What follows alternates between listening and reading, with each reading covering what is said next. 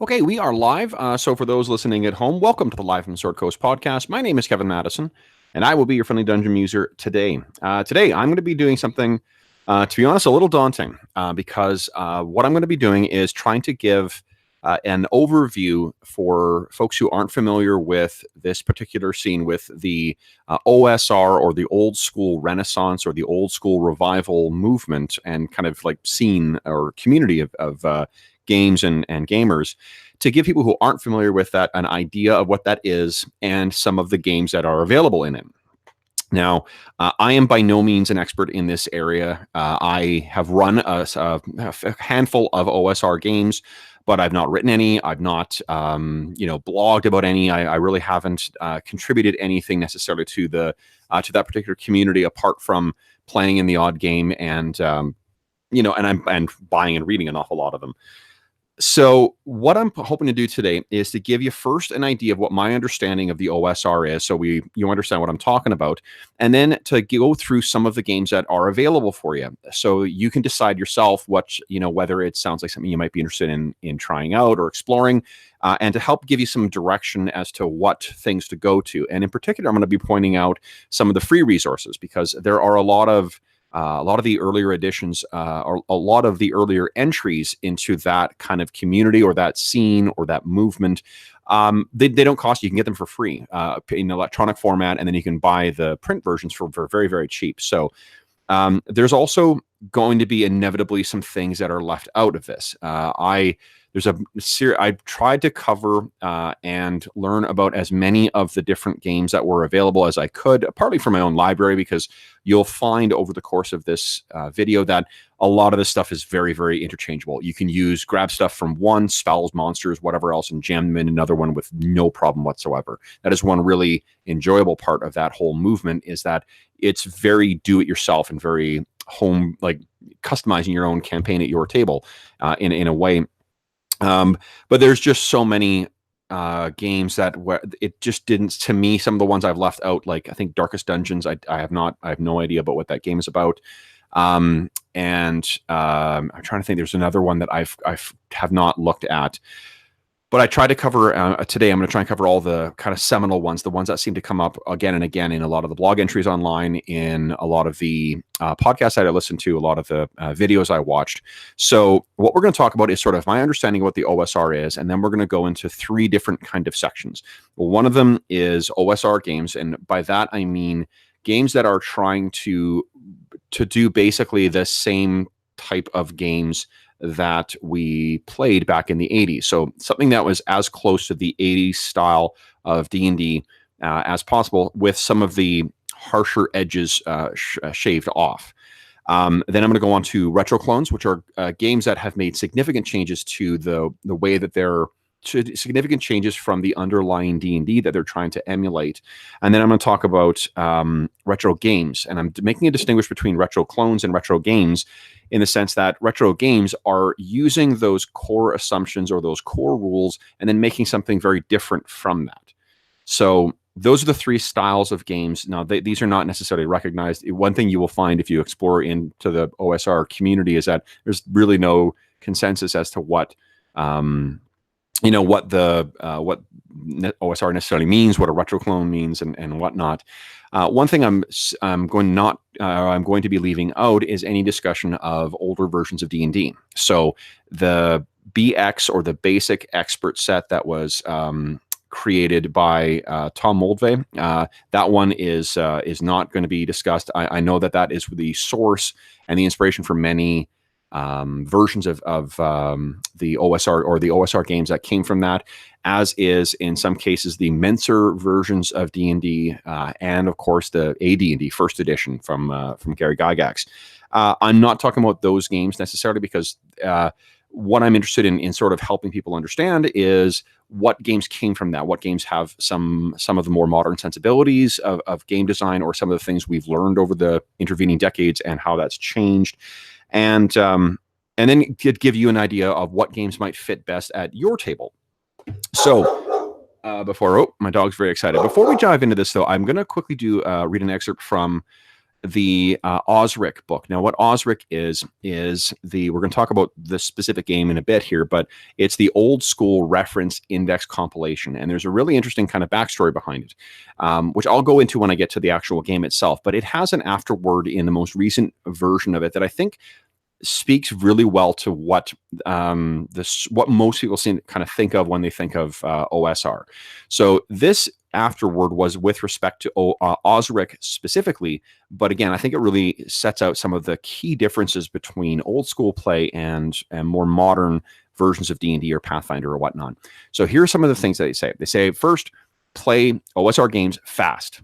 Part of the beauty of the system is with a little knowledge and practice, you can run a battle between 10 player characters with a dozen hirelings and henchmen and a handful of summoned monsters on one side and 30 ogres with a shaman and a dozen or 24 wargs on the other, and you can resolve it in 30 minutes flat. It helps to roll dice in handfuls, but the big things that make that possible are the simplicity of the combat rules and morale. Don't forget morale. It's important. It's for skipping over the boring bits. The moment it becomes obvious to the intelligent monsters that they'll lose a fight, they will run or surrender. And this brings me to the second thing, which is please do skip over the boring bits. Fudge things to make them faster. And if they can't be fudged, then the GM and players should share jobs fairly. If the party's using detailed encumbrance rules, then the GM shouldn't have to do all the bean counting. After all, the DM is busy doing DM-like things such as drinking the beer that's so vital to his or her concentration, or laughing cruelly at the player's latest mistake, and then so has no time to do the math. The third thing is, in old school games, generating a player character is fast. If you die, it's an quick and easy job to roll a new character and get straight back into the action. Which means that dying isn't so much of a pain in the neck as it might be with other systems. Assume you will lose player characters from time to time and plan accordingly. Once you're past the first few levels, most players should accumulate a few henchmen who can replace their main character if their main character dies or is petrified, disintegrated, converted to green slime, swallowed whole by some huge monster, falls into a sphere of annihilation, or, well, the old school role playing is a dangerous world, so lots of things can happen.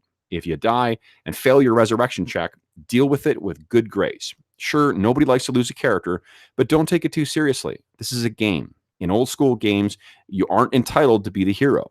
You might just get to be the hero, but don't expect it as a right. And there's a fourth thing. Make sure everyone around the table gets a chance to have their say, but don't tolerate dithering. If your GM asks you, what do you do now? Then you better have an answer once or expect to lose your opportunity. And the fifth and last thing is your DM isn't called a storyteller for a reason. He or she isn't telling you a story with you cast as the protagonist. If you want that, try one of White Wolf's games. The DM creates a world. You create a character who wants something. It's up to you to go and get it. Story is the result of the game, not a process within it. And I think that is, so that was Stuart Marshall who wrote that. He's one of the authors behind the OSRIC game. And that, I think, is a really good starting point for understanding how OSR games differ from a lot of more modern games. So I won't reiterate what Stuart said in there, but I'm going to talk about some of the ways that OSR games differ as far as I understand them. For one, it's the rule set. Stuart mentions that in his little blurb or his afterword, where the rules you're going to be using, generally speaking, are pretty fucking simple. Rulings over rules is one big part of the OSR movement. You don't need to have rules for absolutely every single situation. You need robust enough rules that the DM can apply at the table for situational circumstances. And part of the DM's role is, and the trust the players put in him or her, is that he or she will be implementing those rules fairly. You'll be getting fair and consistent applications of those rules that make sense in the context of the situation. So to do that, you need a fairly robust set of underlying rules, but the implementation of those at the table it's not a matter of looking up how you do, how long you can hold. I mean, holding breath isn't really this thing, but distance you can jump, say, that is just something you just hand wave and make it up at the table to keep things moving. The style of play is very different. Stuart mentioned in his comment that the players, or rather expect to lose characters. It is much more, OSR games on the whole are much more let the dice fall where they may. They're very much about as well letting the dice results just play. So fudging dice results and so forth, the kind of things that some more narrative or story-based games are are geared towards. That's not something you do in OSR games. You just sort of let things go.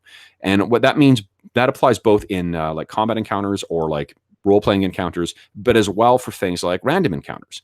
If you're doing a lot of these games involve exploration in the wilderness. It's very little very little of it is focused on what's going on in town. It's going out and delving dungeons or searching ruins or whatever, exploring wild lands and discovering what is out there.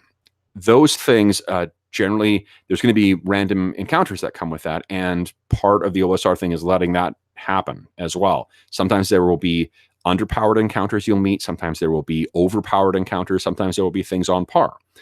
Questing Beast has a really great video talking about this sensibility, describing how the combat in OSR games is war, as opposed to more modern games where combat is sport, where there is a certain underlying fairness in the sense that combat encounters will be balanced in games like Pathfinder, D&D 3rd edition, 3.5, 4th edition, 5th edition to a degree, or for the most part.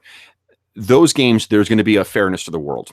So you can make certain assumptions about the challenge level and when you need to retreat and so forth. OSR games do not do that. They throw all that shit out. It is war. There's no one playing fair. You might be in a circumstance where you need to run. You might be in a circumstance where you can just steamroll over things. But the world doesn't either owe you that stuff, doesn't owe you a fair fight, and it's often up to you to interrogate the world to judge how difficult an encounter might be. The final thing I'll mention about OSR games in general is the type of campaign you play with them. So to give context to this, I want to talk about, there's a website that still is live. It's not active any longer, but it's called Grognardia. And Grognardia was this great resource that was around in the late 2000s and early 2010s, and what it did is it talked a lot about old school play. It did some great reviews of old modules and things like that. And one of my favorite entries on that talked about a shift in kind of design ethos at D&D around the time of the release of the Dragonlance books in the mid 80s. So if you're not familiar with them, the Dragonlance modules were these really gorgeous modules that were released, a series of adventures that all sort of follow these same characters through this very long story arc, set in this world where really you become the central heroes of this massive sprawling conflict between good and evil dragons and the gods associated with each of them. And that was a dramatic, at least what it's James Malzewski. Sorry, I'm going to double check his name. I looked it up beforehand. Malzewski, I think, is his the way it's pronounced. Forgive me, Mr. Malzewski, if I'm butchering your name. But anyway, what he says is that with first Ravenloft, which was designed by Tracy Hickman and Margaret Weiss, and then the Dragonlance series, which was designed by them as well too, there was a shift from module-based play where there was just, it presented a scenario and the players would go out and interact with that scenario, and then the story would happen from there. From that style of play towards one where there is a built-in story. There's a story you're playing through. And that narrative play, or railroad play, if you're more pejorative way of describing it, where there are certain story beats that the players are going to go through and certain scenes they're going to interact with and whatnot, that's the shift in style of play. And what the type of campaign you play in OSR games typically is going to be that pre-Dragonlance or pre-Ravenloft style, where there isn't an assumed story. There's not, a narrative arc that your characters are going through. You're not employing screenwriting techniques. You're not employing, flashbacks or whatever else to flesh out the story of what's going on. And characters don't have the agency to go and do whatever they want. Instead, what you're doing is with OSR games is embracing a more organic or oracular style of play where you're playing through, and as this, whatever you're doing and whatever your characters are doing by interacting with the wider world, that's the story, that's the game. And one of the things that, and this is not exclusive to OSR games, but it does seem to occur a lot, is sandbox play and or hex crawl style play. Sandbox play is, open world gameplay. It's that there is a world out there, and what the DM's job is to present that world reacting believably and credibly to what the players are doing. The players have complete agency to go and do whatever they want. I mean, they're not gods; they're limited by the scope of their temporal power and whatnot. But if they want to go and talk to, I don't know, go and talk. They take a liking to a certain NPC and they decide to pursue the interests of that particular NPC. Well, that's what the game becomes about. If they find a treasure map and they decide to follow that map, then that's what it becomes about. If they decide they take there was some rumor they heard and they want to follow that, well, then that becomes the game. And the DM's job is just sort of following along with the players and presenting the challenges as you go and making it as entertaining as you can. Hex crawls are sort of related to that, where it lays out a wilderness with a bunch of things sort of set out there in the wilderness, and then you go and you'll be interacting with that. It is a style of sandbox play, but it's a specific type of them. There's also something called point crawl plays as well, which is basically like moving between keyed scenes in different things. It's not a specific map you're laying out. It's moving between specific scenes. There's a neat adventure called Slumbering Ursine Dunes that you can find that gives an interesting a way of doing that, but it's a more atypical way of playing rather than the hex crawl or sandbox. The thing I'd like to emphasize just is how the world responds to you. It doesn't believe you're the hero. You're not in OSR style play, you're not the person who the whole story is rooting for, and the system doesn't root for you. There's not any way where the system makes you necessarily different and superior and whatever else to any other person in the world. In a strange kind of way, that's sort of how Pathfinder actually plays as well too. The first edition Pathfinder is it's a system that doesn't necessarily root for you because everyone else in the world uses the same system. Pathfinder is obviously not an OSR game, but anyway, but that's something I thought was an interesting observation about how that plays. But anyway, so those are the things that make up kind of what OSR play is the rule set you're using, the style of play or the sensibilities you're playing at your table, and the kind of campaign you're going to be playing. So let's talk about OSR games. So the things that I'm going to first start with are just those OSR games. These are things that try and recapture that rule set to get you going. Oh, my dog's very excited still. So the first one I'll talk about is Osric, which I read from at the beginning. Osric, again, this is the most recent edition that's out. This is a print-on-demand version I got from, I think, Lulu in Canada. I don't know what you get through, whether that same service is available in the States or elsewhere in the world. But Osric, again, is short for the Old School Reference and Index Compilation. And what this was an effort to try and create a version of AD&D. So as close to the first edition AD&D, the original Player's Handbook, the original DM's Guide, the original Monster Manual. And what it used, the interesting backstory to this thing, it's a guy named Matt Finch, and I think that Stuart Campbell, is that his name? Stuart Marshall, forgive me. I know Matt Finch was involved with this, whose name will come up again a little later in this video.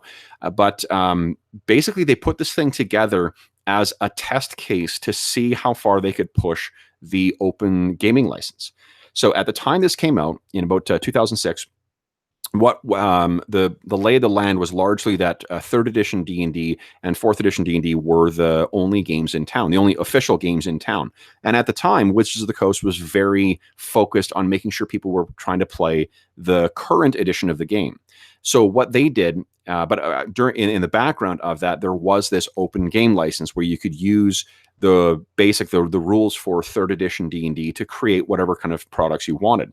So what they did is they took that license and they created something that was as close to AD&D as they could, with some rules cleaned up, because there were, with the way the original AD&D books were published over a number of years, there were some things where there were inconsistencies or things that just didn't seem to make sense because they were clearly written years apart, where the games or the rules being used by Gary Gygax at the time were different from what he had in mind when the previous book came out. So what Osric does is it tries to consolidate that stuff and present a unified vision.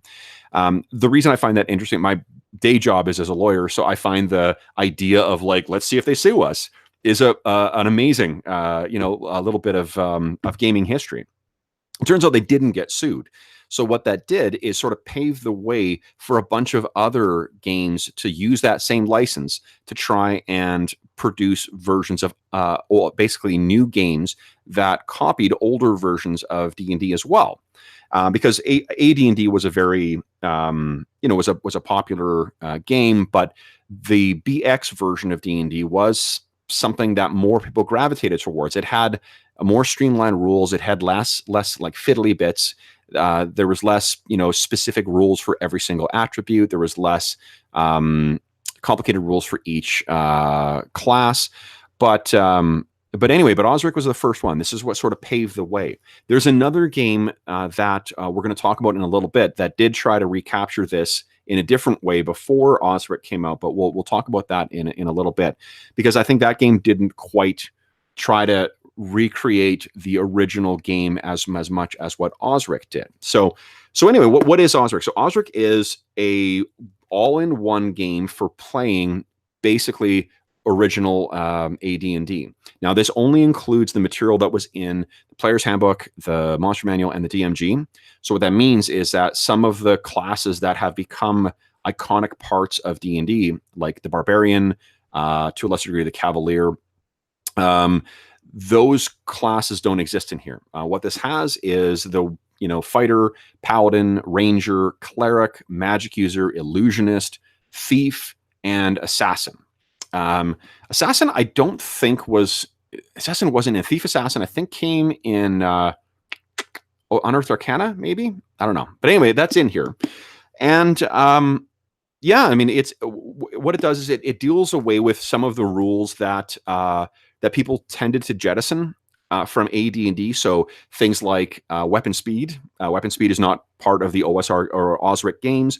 And effectiveness against certain armor class. If those of you who may have played AD&D back in the day, there used to be this giant table that would tell you how effective, say, your longsword was against an AC 5 or whatever.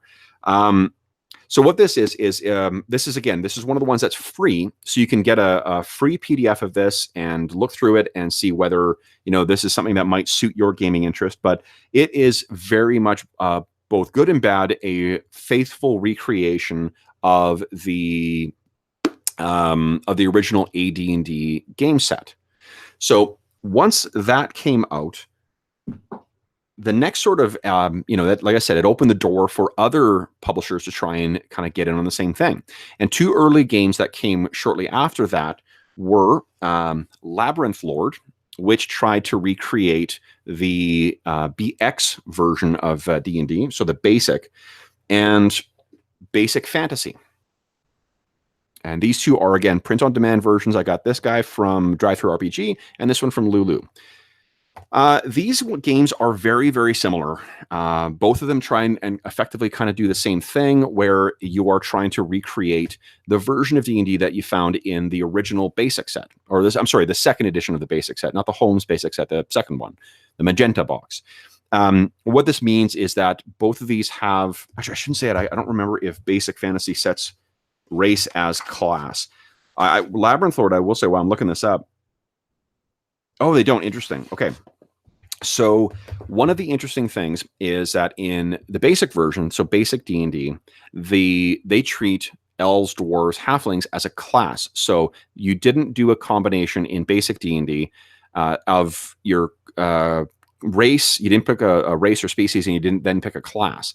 What Labyrinth Lord does is it carries that over. But then they shortly released afterwards something called the Advanced Edition Companion. And what this effectively is takes all the rules from AD&D and then incorporates it into Labyrinth Lord. So using these two suckers together, effectively you use the rules chassis of basic D&D, which has streamlined attribute bonuses, rules for wilderness exploration, a slate of spells that were found both in the BX version and the AD&D versions, and all the monsters found in both of those as well too. These two things together, you could effectively play an AD&D style game with where you could, play an elf rogue or an elf cleric rather than just being stuck with, elf as your class. Basic Fantasy didn't do that. Basic Fantasy does split up the two species or the race from your class, but it effectively is the same thing. It's very, very, very similar to Labyrinth Lord. Both of these are available for free. One significant difference that was made between the two, I say significant because it seems like in the community this is a big deal. In basic D&D, clerics did not get spells at first level. What Labyrinth Lord did, and now if those of you who may be familiar with more recent versions of D&D may recognize that clerics, just like every other kind of spellcaster, they do get spells at first level. So that's something that changed in 3rd edition D&D. Labyrinth Lord made the decision to allow clerics to get spells at first level, which a lot of people house rolled anyway. Basic still maintains that. So basic clerics do not get spells at first level. So if that's a big thing for you, if you really still want to capture that original version and the original rules, basic is probably closer to what you were looking for. The other difference is that the older versions of D&D, so AD&D, BX D&D, and the BECMI versions, Basic, Expert, Companion, Master, Immortal versions, those gave you XP for treasure. So if you found treasure or magic items or whatever else, you'd get XP for that, which generally speaking was a lot more than what you got from killing things. Basic Fantasy does not do that. I think it's an optional rule, but rules as written, you don't get XP for treasure.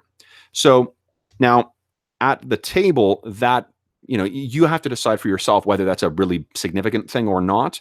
There is a school of thought that says that because you're incentivizing recovering treasure over just killing things, then that's what, if characters are really keen on gaining levels, they'll focus on that kind of activity, gaining treasure rather than just killing things. But at the table, I honestly don't know whether that makes a big difference. If you have a certain type of character who is really that, geared towards, I want to get levels as fast as I can. How can I get levels as fast as I can? Well, then, yeah, that's an important thing. But anyway, that is an optional rule in there too. So I think there's a difference as well too. I don't want to waste time looking it up too, but there might be a difference between ascending AC as well too. In older versions, and forgive me if I'm telling you something you already know, but for those who don't know, who came into D&D at 3rd edition, in earlier versions of D&D, your armor class, how difficult you were to hit in combat, went down. The lower your armor class was, the closer to 0 or into the negatives that your AC was, the harder you were to hit. 3rd edition made that change where they flipped it over and made it ascending AC, and you got an attack bonus rather than like you used a matrix to figure out what number you needed to roll to hit. And I think that Basic uses ascending and Labyrinth Lord uses descending. So Labyrinth Lord maintains that earlier kind of design choice. To be honest, it's very much splitting hairs. Like, you could, if you don't like a descending AC, it's a very easy way to just convert it over. But in any event, that's one other small change. Both of these are, again, available for free. You can get PDF versions of both of these games and look them over and decide which one you like. If what you're looking for is just a very simple way to get, to get your toe into the OSR world and kind of try out some stuff, or if you want to use old modules, both of these games would do a terrific job for you. Osric probably would as well, but Osric has more cumbersome rules. I shouldn't say cumbersome. There's more to the rules, so it's a little harder to house rule things than what it is with this. Labyrinth Lord seems to be the kind of the gold standard for most OSR products as well too, in the sense that it's what people are making products for. There's one other game I'm going to talk about as well, about these OSR games rather than retro clones or retro games. That does seem to be gaining some steam lately, but there's a ton of really, really great stuff out for Labyrinth Lord that I'm going to talk about some of it.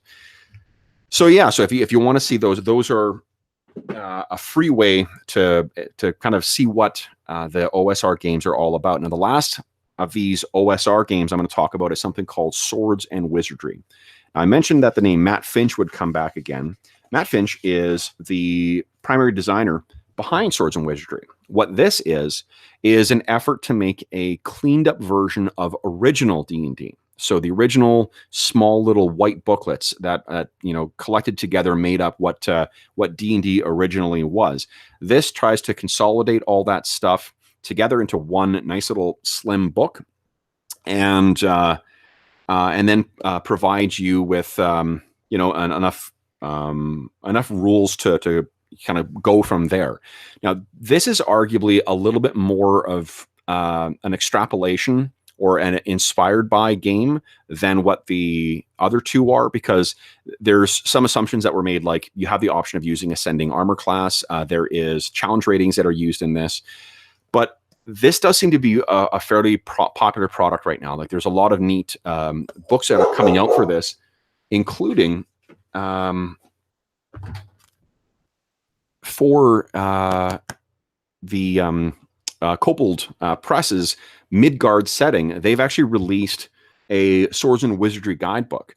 So their massive setting for Midgard, there's this giant system-free version of their setting, which is like a 500 or 600 page book.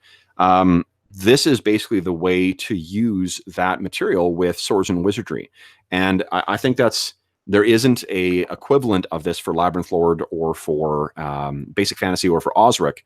So, whether this is a sign of things to come, whether that Swords and Wizardry is going to be the really influential thing going forward, I don't know. But this one, I actually can't remember if you can get this for free or not. I think you can get the basic rules, but I actually got this book directly from Frog God Games, which is Matt's company, and it's a very slim book. And if you really want to play something that is closer to that original style, one thing that's really interesting about this particular product too, I should say, is that there are tons of optional rules of, you could try it this way, or maybe you could try it this way. So for instance, like initiative gives like 3 different versions of initiative. So you could run your initiative system this way, or if you don't like that, try this, or if you don't like that, try this. Same thing with multi-class rules. There's a bunch of different options. So this game is much more kind of pre-made to modify and pre-made to customize with house rules and home rules and do-it-yourself kind of stuff than what some of the other ones are. For the most part as well, too, all these things, again, are completely interchangeable. So you could snag stuff from one and plunk it in the other.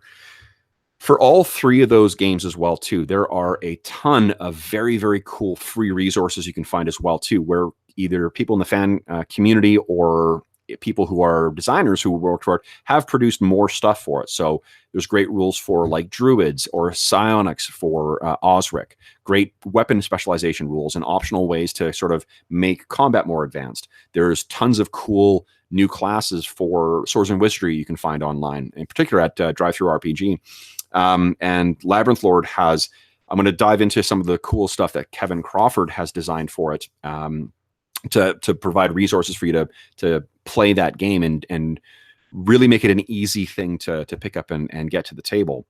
But that's one of the things that is really interesting about this particular type of game, is that any of these things you dive into, if you choose to start running them, there's so many cool resources you can find out there. There's so many neat things that people have done with it, which has the inevitable result of wanting you to make stuff and make shit up at your table.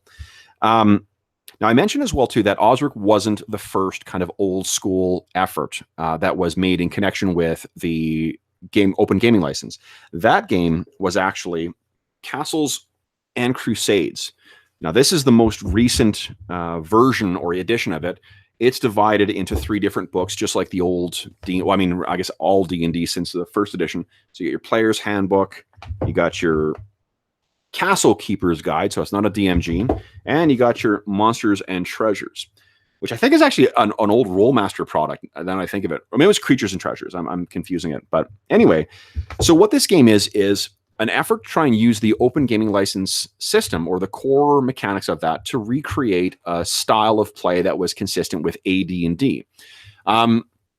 This game, one of the things they did do though is they made up their own they made up their own proprietary kind of system for it. It's not proprietary because it's part of the open game license, which means you could make something for it as well. But it's called the Siege Engine.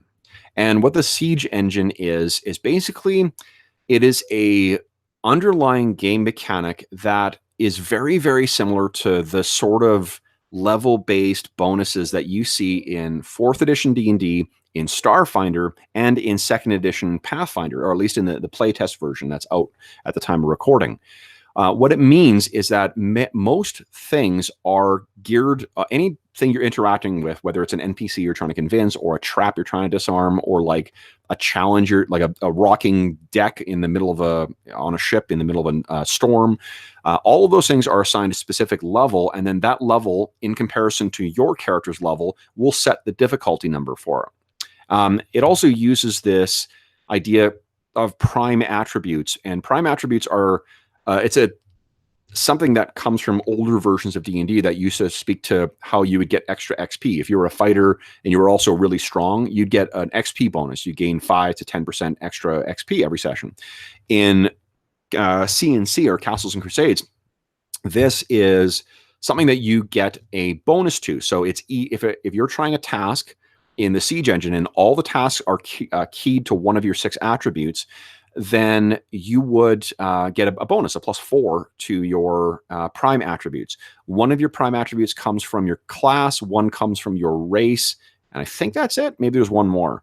But the thing is it makes for a very, very different experience at the table than what these other versions of D&D do. And it's actually probably closer to the experience you get in those other games I mentioned, 4th edition D&D, Starfinder, and Pathfinder, 2nd edition.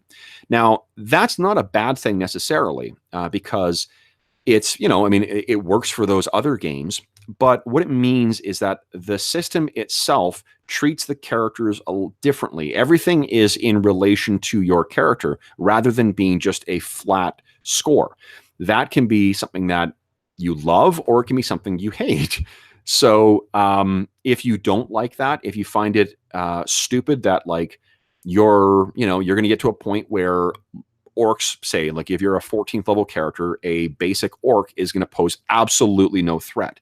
And the reason is because mechanically that thing will never be able to affect you. Whereas in every other game we're going to talk about, there's at least a chance of that happening. Now, I don't want to waste too much time delving into this because C&C is really kind of like a point of interest along this roadmap of the OSR community. But if you like those other games, if you really like 4th edition D&D, if you like Starfinder, if you like Pathfinder, this actually might feel like a better fit for you and your table than what some of these other games are. And it's still a very active game. I actually just today, at the time of recording, came back with a new book for it called The Adventurer's Backpack that adds a ton of new classes in it. The core rulebook does include most of the classes you would expect from classic D&D or for classic AD&D, and that includes the things you saw in Unearthed Arcana. And it looks really neat. The fan community, this isn't, because it's an older game as well, the fan community has done a lot more with this than with some other games. So you can find things like a complete recreation of the old 2nd edition AD&D setting Dark Sun, complete with monsters and psionics rules and everything in it.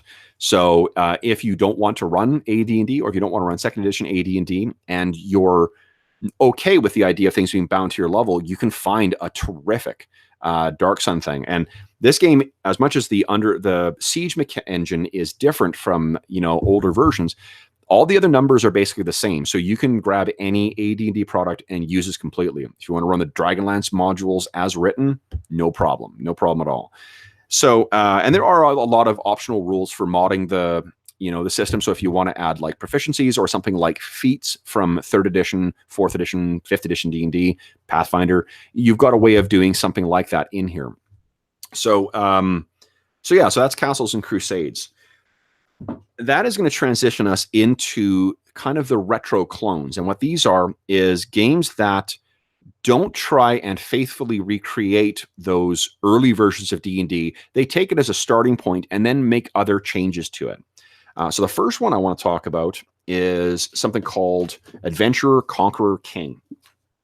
So Adventurer Conqueror King is really more of a successor to the BECMI version of D&D than the BX version of D&D. By that I mean, in the BECMI version of D&D, the basic expert companion, mastery immortal set, your characters progressed from first level all the way to 36th, and in theory, you could go beyond, become immortals and become involved in kind of the workings of godlike beings.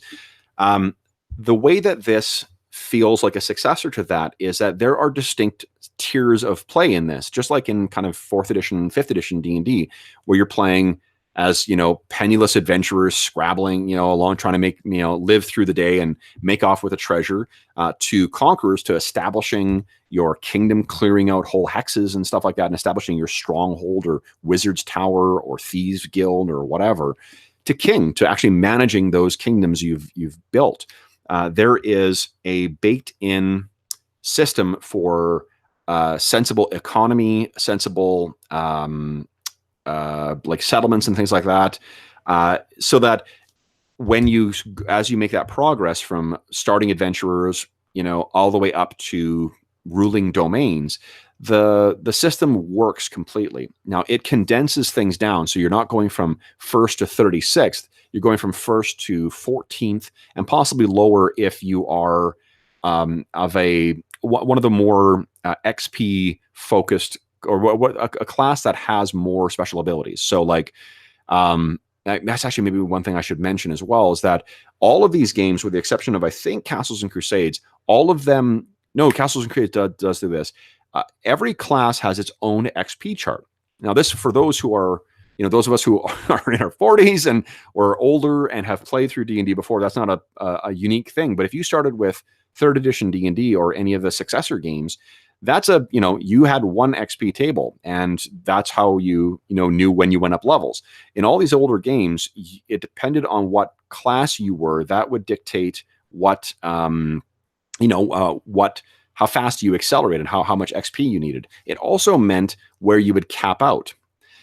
Now, I'm only going to talk about just the base book for Adventurer Conqueror King, but Adventurer Conqueror King has a pretty robust selection of other games or other products that come from it too. Like there's a Player's Companion is probably my favorite, and the Player's Companion allows you to create custom classes. So they got rules for making, if you really want to play a character and you got a specific character concept in mind, I want to play a dwarven merchant prince with a dabbling of divine spells because he's favored by the god of coin or gold or whatever. Well, you build that character class specifically, and then you just advance as you go along. So that's like I said, it does have many of the characteristics and anything that would work for AD&D or for any of the basic or expert or BECMI games. You could adapt that stuff and use it quite freely, or any of the Labyrinth Lord stuff for that matter too. But it does make some significant changes to the system. It also adds a subsystem of proficiencies. So their proficiencies are kind of like feats are in 5th edition D&D, in the sense that they give you access. They don't just give you flat mechanical bonuses for the very, very most part. There's one or two that do that kind of thing. But for the most part, it just gives you new abilities. So it adds an interesting new kind of things you can do. And that's too much for some folks in the community. That's too much extra character customization. But if you, either you as the DM or your players, want to have more, more options for customizing their characters, the proficiency system does provide a really great way of doing that while still maintaining the kind of many of the OSR sensibilities. So that's one game that is a retro clone. Another is Lamentations of the Flame Princess. Now, this game is James Raggi, I think, is the guy who created this. And again, it's very much based on basic D&D, but it is very, very much its own thing, in the sense that it has made substantial changes to each of the classes, so they play very differently in this game. So it is a game of race as class. So you have fighters, clerics, magic users, experts, no, sorry, specialists, which is sort of the role of the thief or any other kind of skill monkey type character, elf, dwarf, and halfling.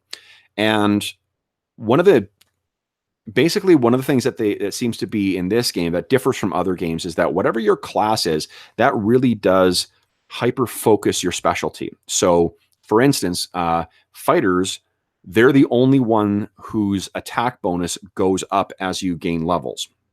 So a magic user starts at whatever it is, +1 to hit or +0 to hit, and it never gets better. You're never going to be able to hit an enemy better just because you've gained more levels. You will gain more spells and gain more powerful spells, but you will not become better at fighting. Similarly, clerics don't get better at fighting either. They get better at their divine spells and turning undead and stuff like that, but they don't become, watered down versions of fighters as they go up in levels. The expert as well too, dice mechanics in this for determining skills is not a D20, which most games use. It's a D6, and the expert or specialist rather, they get to sort of pick an area, and the specialist would, if you're going to play a bartender or you're going to play a detective or you're going to play a thief, all those things are captured within, or a ranger, you're going to all be captured within the scope of that. The game also, this version of it, which I can't remember what it's called, to be honest. This is the most recent available edition, or at least at the time of recording. And the game also includes rules for firearms. And the reason they do that is because the sort of default setting that's come out of this game since it first came out and the adventures started coming out is effectively like a 16th or 17th century Europe. Another thing I'll mention about the game is that James Raggi originally was a publisher of a metal magazine, like metal music, heavy metal music, called Lamentations of the Flame Princess. And then he got into publishing role-playing games. Many of the sensibilities of heavy metal are carried over into this particular game. It has a lot of adult content. It is absolutely not appropriate for young children. Every parent makes their choices, but this is not something you would want to have, a teacher find in a grade 2 or 3 child's book. That's not to say that the actual mechanics necessarily, or the rules, the core rules themselves would not be appropriate. It's just that the art that's used in it and the adventures themselves are all very trippy and very distinctly adult in sensibilities. So this one also has a free version available. And while the adventures themselves, I've heard this described as kind of like art house OSR, or some of the products that come out of this, and usually in a kind of pejorative way to suggest that it's not stuff that you could actually use at the table. And I don't think I agree with that. Now, the adventures themselves are even more lethal and horrific than what most other OSR games are. Like, for instance, there's one where your characters can die by touching the door handle to get into the site of one adventure. So I guess spoilers. I won't say anything more about that, but that's the kind of thing that that permeates the products. It's a very it can potentially have very high body counts for your players.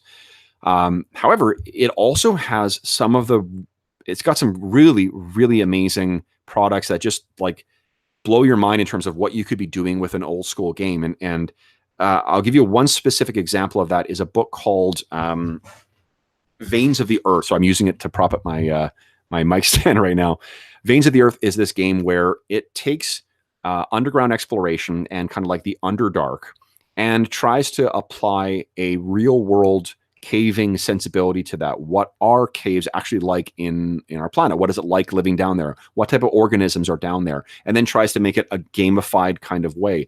And it's awesome. It makes exploring the Underdark seem way more alien and interesting than any other book I've read about it. Any of the Underdark books I've read about it.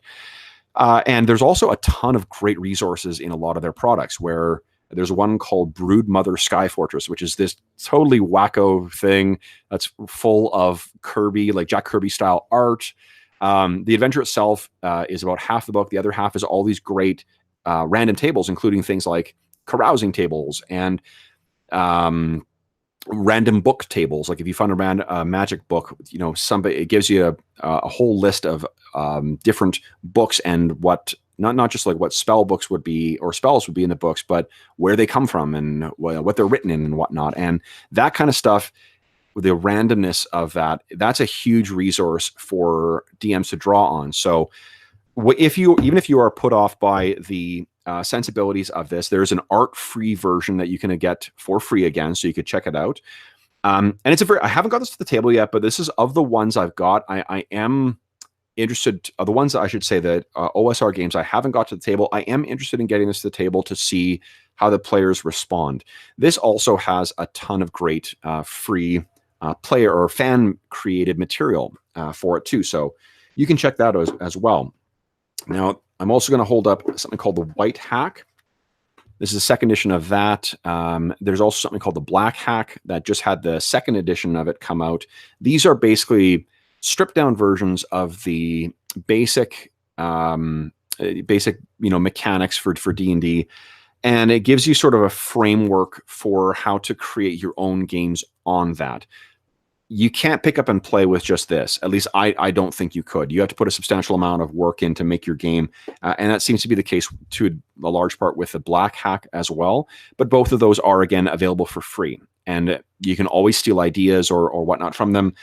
And I don't remember offhand, but there was one specific mechanic that I did really love in the White Hack that I used for a length of time with one of the OSR games I was running. So those are the games. Those are just the free, and some you have to purchase. Adventure Conquer King, you have to buy that. There's not a free version of it, but those are the games that are out there and available. And those are sort of where they're coming from.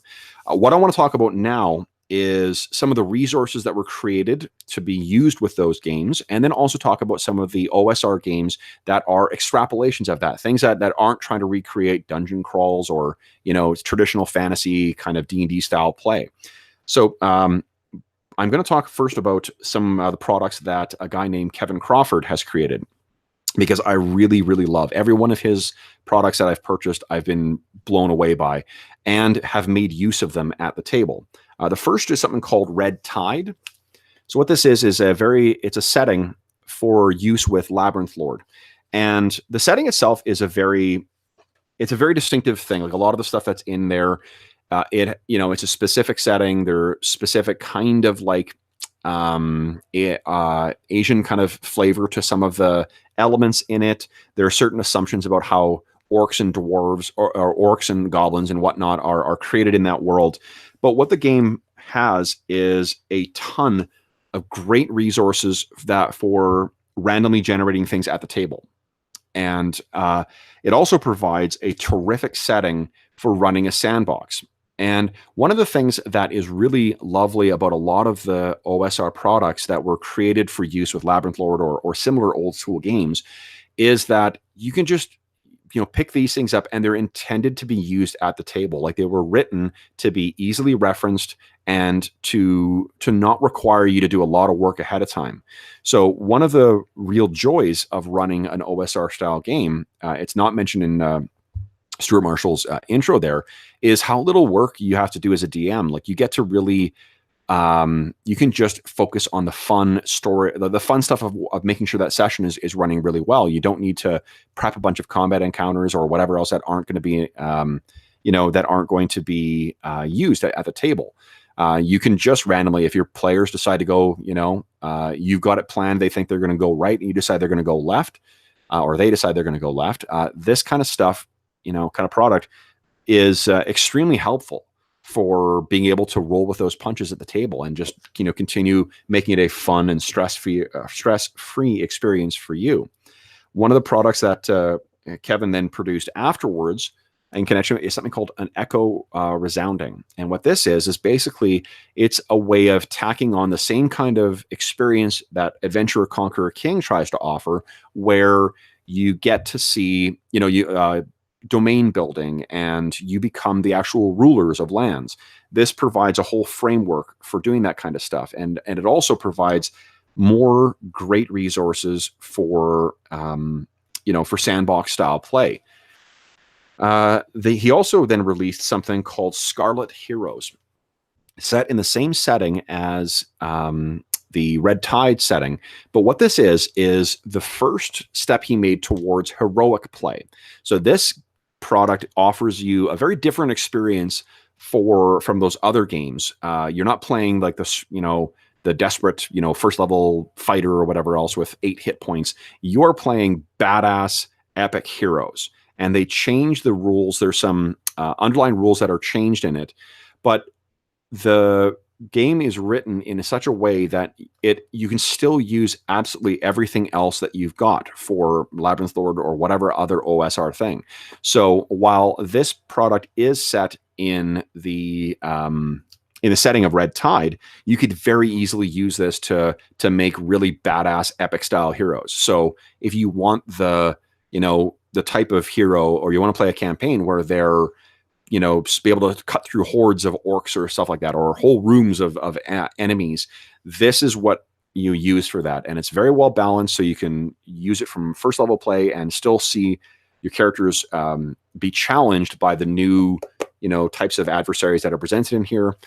This also has a phenomenal adventure generator system. And so it's a great resource for that as well. The last thing I'll say about this too is that it's the heroic style of OSR play that's sort of set up in this too makes for really, really great solo, or not solo, but like solo player play. 1 DM, 1 player. I'll talk about, I'll save it when I talk about Stars Without Number, but yeah, it's a really, really cool book, even though it is key to the Red Tide setting. And if that's not your thing, and the Red Tide setting is really fucking cool, but if it's not your thing and you do want to play a more heroic, badass hero kind of style in an OSR setting and still make use of all your old adventures or any of the free stuff that you can find for those other old school games, this is a great product to pick up. And I think you can get a free version of this, art free. So that's some of the cool stuff. I'm not going to mention Silent Legions as well, but Kevin Crawford also put out a sandbox style Cthulhu type of setting, which is completely compatible with every other OSR game. So if you want to add some, Cthulhuid menace to that, Silent Legions is a good option. One of the other things that, or one other types of products that's come out in the OSR for use with Labyrinth Lord or some of those other styles of games are mega dungeons.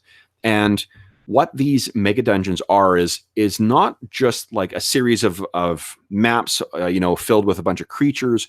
There is clear thought that's put into some of these products for how you're going to actually use it as a DM at the table and how the players will respond to that. Someone who is really fucking good at that is a guy named Greg Gillespie, who is a fellow Canadian who lives on the East Coast, whereas I live in the West. And 2 of his books, Barrow Maze Complete and The Forbidden Caverns of Archaea, provide 2 very different experiences set in the same kind of world. I have not run Forbidden Caverns of Archaea, but I've spent about 2 or 3 months with the Barrow Maze now in using actually the 2nd edition Pathfinder playtest rather than one of the older versions of D&D. But these 2 products basically provide everything you need to run full campaigns in one product. And both of them are sandboxes in the sense that they give you enough information that you so the world, you can as a DM can provide enough of that responsive world that you need. There's room for you to add stuff if you want as well. Like in my campaign, I added rules for reputation. I wanted the players to be able to interact with some of the power players in the world, in addition to exploring the actual dungeon itself.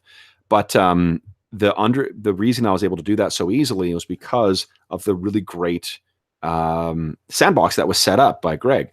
The other thing is that this was specifically written to be looked up at the table. So, as your characters and your players are going through from one room in a dungeon to another room, you can just flip along. You don't need to read ahead and prep and whatnot.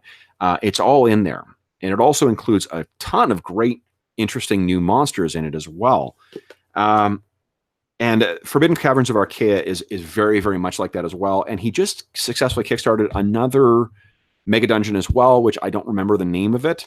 But these are, both of these things are just terrific, terrific products. And there is, I've gotten just a ton of great use out of Barrow Maze. And I really look forward to using Forbidden Caverns of Archaea as well.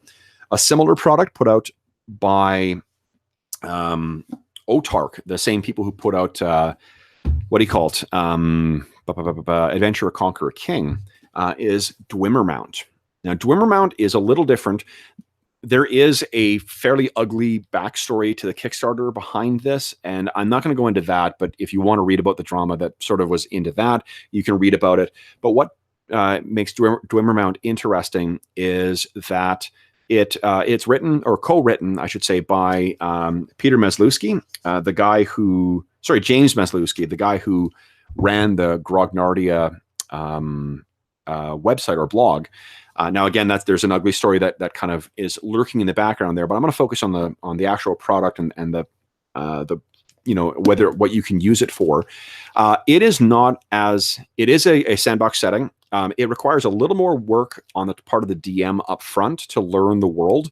And this is something that has specific assumptions about the truths of the world. What the backstory behind elves, backstory behind dwarves, the history of the world in general. There are certain assumptions that are made about it. So it's harder to use this product as a drag and drop thing. And it has certainly a more weird fiction element to it than what some of the other products, than what, say, Barrow Maze or Forbidden Caverns of Archaea have. However, I love the backstory in this. I think it's super fucking interesting. And the idea of the dungeon and the exploration of the dungeon itself unveiling and uncovering the true history of the world, I think is amazing. I think that's a really cool idea. And I've actually stolen that idea from my Barrow Maze. I'm trying to parse out little tidbits of information. So that's another really great product that's completely usable with any of those OSR things. The last thing I'm going to talk about is the actual retro games. So these are games that use the kind of the basic rules mechanic or basic BX rules as a starting point, but then do something totally different with it. First one is another Kevin Crawford game called Godbound. Now, Godbound is kind of like an iterative step from the heroic rules that were in Scarlet Heroes, where you're not just playing badass heroes. In Godbound, you are playing divinely infused demigods. It's got some really great rules for, demigod powers, for how to customize your character to fit with the, with the portfolio that your character comes from. So if you have been infused by, say, the god of time and death, well, that will be a very, very different character than a god, someone who's infused by the divine essence of the god of archery and speed and nature. And this is, so there is a art-free version of this that you can get for free as well. It uses the same style of like heroic or epic tier play that you use in Scarlet Heroes, but it extrapolates it even further. And it provides a ton of great advice on how to run this as and effectively challenge your players as they become more and more powerful demigods and start changing the world. It also, just like his other products, really embraces the sandbox nature. So it gives you tons of great resources for making shit up on the fly, or for just customizing this to set your own, to make it fit to your own setting. And best of all, anything that's out for any of those older versions of D&D, you can use that in this. So if you want to play demigods going through the Forbidden City, or you want to go demigods playing through Dragonlance, or Ravenloft or whatever, this is something you can, you could use for that. As you can probably tell, I really love this game. I haven't got it to the table yet, but I'm very, very much looking forward to getting it to the table. To go from godlike fantasy heroes now to the depths of space, there's also Kevin Crawford's Stars Without Number. This is a basic influenced game that is for playing sci-fi. So very much the type of games you would play with Traveler, the Traveler role-playing game, or other types of games. If you want to play a game of like, Serenity, or Firefly, or Battlestar Galactica to a degree, this is the, game you can use for that. Now, I'm not going to do a full review of the game necessarily, but I will say that there's a ton of great toolbox stuff in here to make the game whatever you want it to be. And examples of that are things like, if you want to run a game that is more about near future kind of cyberpunk stuff or near future transhumanist stuff, there's rules for both of those things in here. If you want to incorporate AI or aliens, there's rules for that in here. If you want to have psychics, or you want to use space wizards, you want to use your D&D in space kind of stuff like Dragonstar or like Starfinder, there's rules in this for that. Completely compatible with other Labyrinth Lord or other OSR style stuff. So you can use any of that stuff in this as well. There's also some really terrific rules for factions, which are really interesting and are certainly not easily, because it's the faction rules are for playing out the tension between different power players in a sector. You can adapt those for play in a more D&D fantasy style game, but it would take a little bit of work for that. This is also available for free. You can get an art-free version for free and see whether it's a game that you like. The skill system and the combat system and the experience point system in this and in Godbound are completely different from some of the other games. They do take that more like third edition forward, where there's one unified XP chart. But the rules themselves, you could grab anything you could find in any of those other games I've talked about today and plug them into here. Now, as an example of that, I actually have been using these two products combined to run a campaign for my son based on the Destiny video games. So the Destiny video games are this, for those who are unfamiliar, is something that is published by Bungie. It's very much a run and gun shooter, but it's got a really interesting backstory and setting for it. I was able to use these two games kind of hacked together to create rules for running that. And it's been a ton of fun. And it's really captured that feel of kind of, somewhat fragile superhumans that I feel that the video games have. So the last game I'll talk about in terms of retro games, something that's inspired by that, is Astonishing Swordsmen and Sorcerers of Hyperborea. This is the second edition of that game. The first edition was a box set, but this is the current version you can get from the Northwind Adventures. This is basically a house-ruled version of AD&D that has decided to focus more on the weird fiction influences of D&D. So Conan or Howard or John Carter or L. Sprague de Camp or Lynn Carter, those influences, and the swords and sorcery kind of weird fiction stuff, rather than the Tolkien kind of flavor. So as such, there's not any, there's not dragons, there's not elves or dwarves or whatnot. There are human cultures that have been transplanted by some, alien being or whatever else onto this kind of bizarre slice of land. And I say slice, but it's a huge sprawling place. And and it's also got a strong Lovecraftian influence to it as well. And it's different from Osric. Like, there's certainly some house rules that are changes. Like, the initiative system is completely different. Yeah, I haven't got this to the table yet either, but I will be running this. I've actually got like 3 sessions of this planned in the coming month. So I'm really looking forward to seeing this thing at the table. But it's got a different initiative system. It's got different classes. It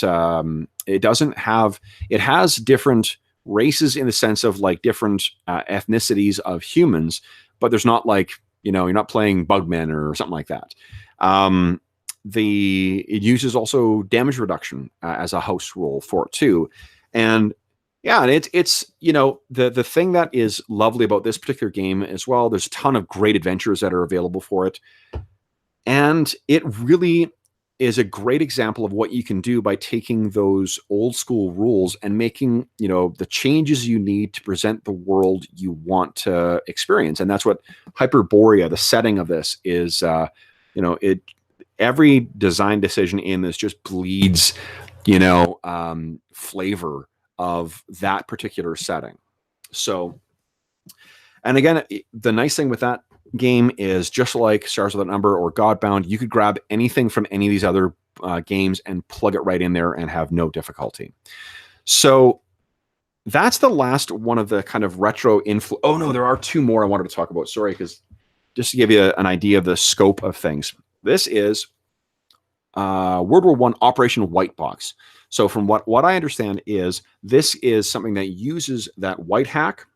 Actually, now that I think of it, it's either the white hack or swords and sorcery or swords and wizardry rules to create a OSR game that is set in World War I. I'm sorry, World War II. And this is another one I have yet to get to the table, but you basically play, you know, start at like D-Day, and then you go from there all the way through the duration of the war. When the war ends, your campaign ends. At least that's one of the ways you could run it. The game itself has some great rules for, you know, adding weird elements like occult aspects of the war, or, you know, weird science like, you know, alien tech, or, you know, exploring space or whatever.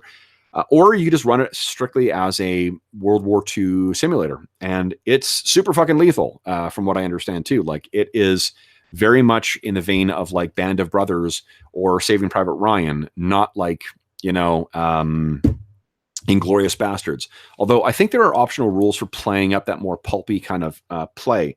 So compatible swords and wizardry. Haha. It's right. Maybe reading is key. So it is based on swords and wizardry. So it's a cool example of what you can do to extrapolate from some of these those starting points. Last one I'm going to mention is I think one of the more inspirational examples of what you can do with you know, using basic D&D as a starting point, and that's something called the Mecha Hack. Now, this is this tiny little game where what you play is giant robots, and the art is done by Runehammer. What's his name? Gosh, Brandish Gilham, who hosts the Drunken and Dragons YouTube channel. He does all the art in this, so it's got this cool kind of sketchy, you know, marker feel to it. But what the whole game is about playing giant robots fighting like aliens or other giant robots or whatever. It's very compatible. It's made with the Black Hack, but it's easy to snag stuff from other D&D products and put it in there. And as an example of that, on the Google Plus community at the time of recording, there's a guy who was using Mecha Hack to run the Tyranny of Dragons campaign from the first kind of adventure path that was published for 5th edition D&D. But so, you know, instead of a blue dragon as one of your first encounters, it's a giant alien spaceship that shoots lightning guns and shit like that. So like the idea of being able to use this thing and adapt it. I've got a friend who has promised that he's going to be running for me and some of our friends, Keep on the Borderlands using Mecha Hack, but it'll be like Keep on the Border Space or something like that.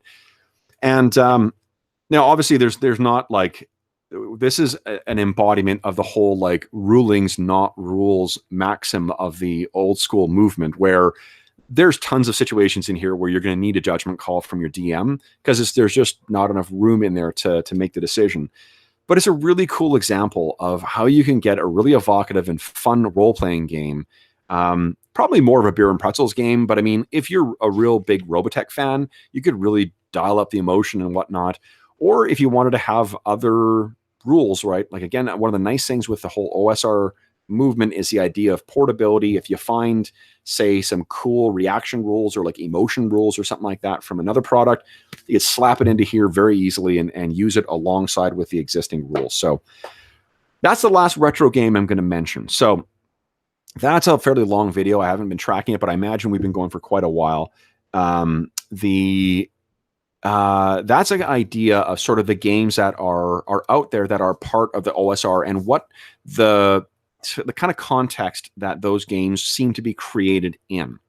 Um, I hope this helps give you an idea of kind of the options that are out there, the free ones, the not so free ones, what what each of those different games kind of brings to the table, and some of the neat things you can do with those base games to bring really really fun stuff to your table. I mean, one advantage. I'm an old school GURPS and hero system player, so I love me a generic rule system. And I think one of the most attractive things about this whole OSR scene is that you can grab any of this stuff and use it with anything. Or alternatively, you can just pick it up and decide like, okay, now we're going to play a Western OSR game. And the players don't really need to relearn an awful lot about the game. They'll understand the game. They'll know how to play it. And for people who are new to the hobby too, this is a really fun way to explore those old school styles of play, like what drew people to D&D back in the 80s, like why it became a phenomenon then without having all the balance mechanics and all the other things that we expect from a modern game. So it's not to say it's a be all and end all. I mean, like one of the things that you will find is in some camps, there's a lot of like dogmatic purity expected from what is and is not OSR. But if you're someone like me who's coming at it as just another type of game and you play a bunch of different kinds of games, I think there's a lot of really fun stuff to draw from the games in the OSR kind of movement, and a lot of cool things to learn from engaging with that part of the community. So anyway, that is my whirlwind tour of the OSR, or at least a primer for it. Again, I don't present myself as an expert on this, but I hope this has helped provide you some guide points for if you want to explore more. I'm going to include links to all of the games that I mentioned in this video as well in the description once I get offline, so that if you want to click through and read more about or buy these games, you'll have a very easy way of doing that. I will also include a link to my buddy Jason Hobbs's community, both on MeWe and on Google Plus, which has a shelf life now, where there's tons of people who play OSR stuff. There's also a very active community on something called Tenkar's Tavern as well. If you want to go there, I'll include a link to that. So if you want to find more and you want to engage more with the community, I'll also finally include a link to Grognardia, because while that blog is dead, there's still tons of really interesting posts that are on there. And in particular, if you want to explore, and learn more about some of the history and the reaction for and the historical context of some of those older games or older modules, it's got some very, very interesting reading, even just to learn the history of our collective hobby. So anyway, Matt, Matt Jawa, thanks for Matt. Zweihander is another thing. So it's not quite in that BX movement, but there is a really interesting game called Zweihander, which is kind of an old school game for another type of game. I'll include a link to Zweihander as well too, because it's to be honest, it's a game I own, but I'm not super familiar with it yet, and I think it's not part of that whole BX D&D type movement, so it doesn't quite fit in here. But I will include that link as well. And thanks for mentioning it, Matt. Now, as always, if you have any comments, questions, or concerns regarding this, if you've got some, if there's things I've forgotten or I've misstated, or there's additional games that you want to talk about, please don't hesitate to leave a comment in the comment section below. Again, I don't present myself as an expert in this, or if there's things you want to add about the games that I've included or talked about so far, please don't hesitate to do that. If you want to contact me, you can reach me on Twitter at Dungeon Musings, all one word and plural, or at dungeonmusings@gmail.com. And last but not least, you will note that there are also links at the bottom of this description of this video to something called Heroes Save Villages. That is the charity fundraising campaign that we're running on the channel. This is something where we've paired up with SOS Children's Villages International, a really terrific charity that provides benefits and advocacy for children living in very difficult and high need circumstances, kids without parents, kids who are living in the street. The campaign itself, it completely benefits SOS Children's Villages. If you click through to Heroes Save Villages, you can learn about some of the rewards that we've got available. And one of the rewards includes me running a game for you and your friends. I have a session coming up running Astonishing Swordsmen and Sorcerers of Hyperborea 2nd Edition. That is because of one generous donor. And I recently ran a game of the Fantasy Flight Star Wars game, Age of Rebellion. So if you are interested in supporting the charity, that, like I said, there are a number of different rewards available. I don't want anyone to feel obliged to go through, but if you have enjoyed the content in the channel or you enjoyed this video, I'd ask that you just consider clicking through and learning more about SOS Children's International, Villages International, and the Heroes Save Villages campaign. Lastly, I'll just say thanks for listening. This has been a long time coming for this, and I hope to be bringing more of these style of videos to you in the near future now that life has gotten a little more normal. And thanks again for listening. Hope that the weekend is treating you all well, and I hope that you find much to enjoy in the OSR movement. So thanks all. We'll see you soon.